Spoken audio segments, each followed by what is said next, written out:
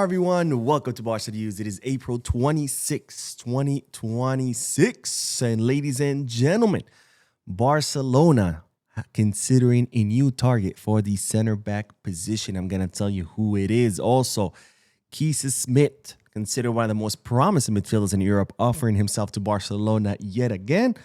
And finally, good news in regards to Coutinho. We have a lot to discuss, so let's begin.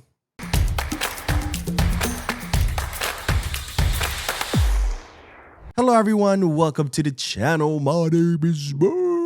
We'll begin this video with great news because today Barcelona defeated Getafe 0-2 in their own stadium at the Coliseum. 0-2 with goals of Fermín López and Marcus Rashford. Something that Barcelona hadn't been able to do since 2019. And what I mean is that Barcelona have not beaten Getafe at their own stadium since 2019. So an incredibly important day, not just because we broke that statistic, but also because now we are 11 points ahead of Real penalties. Now, I did do the post-match live analysis. If you want to hear my detailed thoughts, opinion about the match, make sure to check out the video on the channel. Now, from one good news, we go to another good news because guess who is back training on the pitch?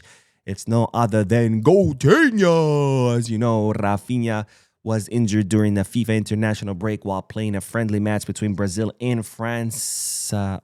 Brazil and France in Boston.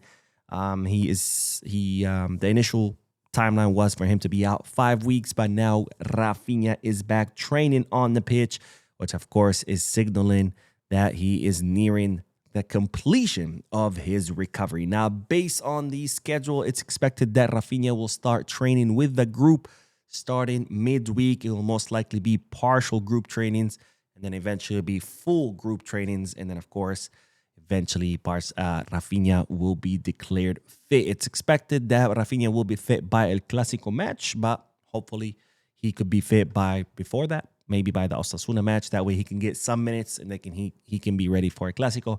If not, it's expected that Rafinha will be back by El Clásico match, which in that case, I don't see him starting, most likely coming off the bench. But the important thing is that the Brazilian is nearing his recovery. Now, more news because Memorabilia 1899, who are specialists at leaking kits, have leaked the following design, which is the third kit for the next season. And as you can see, the kit is divided into two contrasting shades, and these are the color names: a lighter green frost on one side and a darker dusty cactus. Yes, I'm not making that up. Green frost and dusty cactus. To me, one is light blue and one is a little bit darker blue. But anyways, we continue because, of course, both sides are separated by a zigzag graphic. And then we have the color, which is royal blue. Again, to me, that's dark blue, lighter blue, and lighter blue. But anyways, those are the colors. I don't choose the names. I'm just telling you what these names are. Now, the last time Barcelona wore similar colors were in the 2019-2020 season. Before that, 2016-2017. And before that, 2010 and 2011. And of course, my question to you is, what do you think about this skit? Do you like it? Do you hate it? Maybe in the middle, somewhere in the middle. Let me know down below in the comment section. Now on to that next bit of news because Robert Lewandowski was asked about the two Italian teams interested in him, and his statement or his response was a pretty interesting one. Now, as you know by now, Robert Lewandowski's contract expires at the end of the season. Barcelona would like to extend his contract by one more season with a reduction in salary. However, there's a lot of reports stating that Lewandowski is no longer prioritizing staying at Barcelona because he feels like he could be getting more minutes than what he actually is getting. And now he is considering the other offers currently on the table, including AC Milan, Juventus, Chicago Fire in the MLS, and even though Saudi are interested in him, I don't think that's an option that he's considering. But nonetheless, Robert Lewandowski was asked AC Milan or Juventus, and his response was, "We will talk soon." Interesting response by Lewandowski, who, in my opinion, starting to signal more and more that he will likely leave, because he could have said, I'm only interested in Barcelona. I want to stay in Barcelona. Something along those lines. But instead, he's like, we will talk soon. What do you guys think about this response? Do you think this is Lewy signaling that he most likely will leave? Or am I just reading too much into it and he just said that because kind of like, leave me alone. I'll tell you what I've decided later on. Let me know down below in the comment section. And now on to the next bit of news, because Barcelona sporting director Deco was seen meeting with the agent of a new target, or at least a target that we didn't know about for the center back position, who's no other than Jon Martin. Now, Jon Martin is a 23-year-old center back who currently plays for Real Sociedad. He had an impressive performance against Atletico Madrid in Real Sociedad's victory in the final of the Copa del Rey.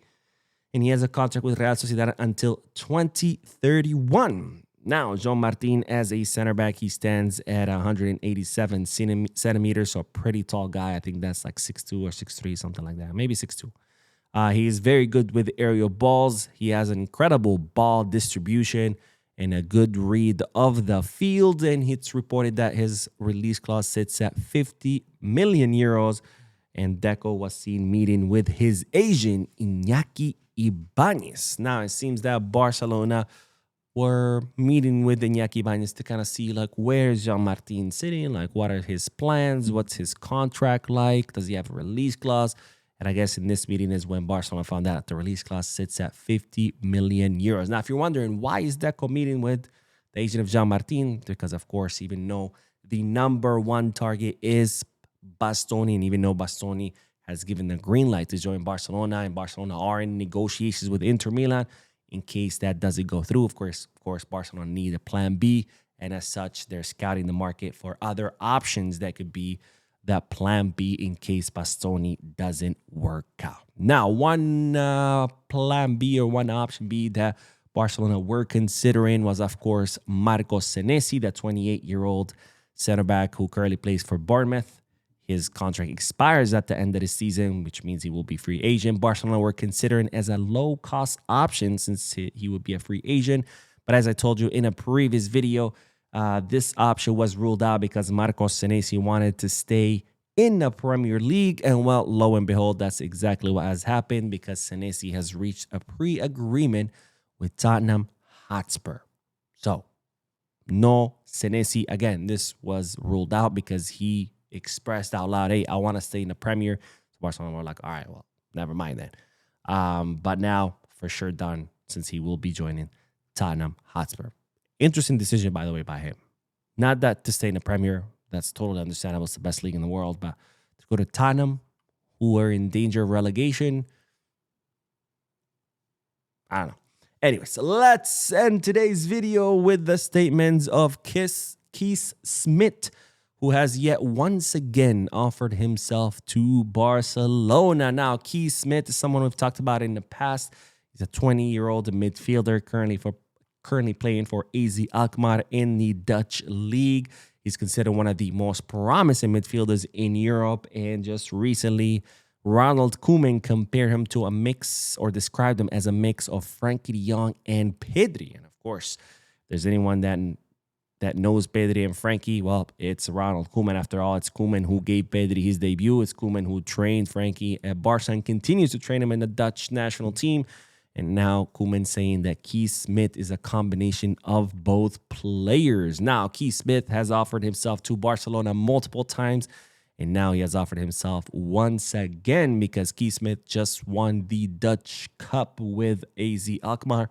They're going to be celebrating in Barcelona.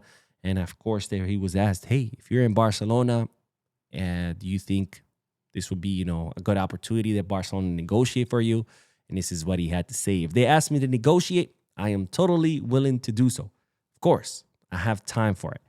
It's the only way to celebrate with the group for a while. But then we have 2 more games. We'll have a great time there. So again, if they ask me to negotiate, I'm totally willing to do so. So Kees Smit, ladies and gentlemen, continues to offer himself to Barcelona time and time again. I mean, the only thing missing is for him to wear a Barcelona kit and show at the offices of Barcelona. Be like, hi, I'm here to sign my contract.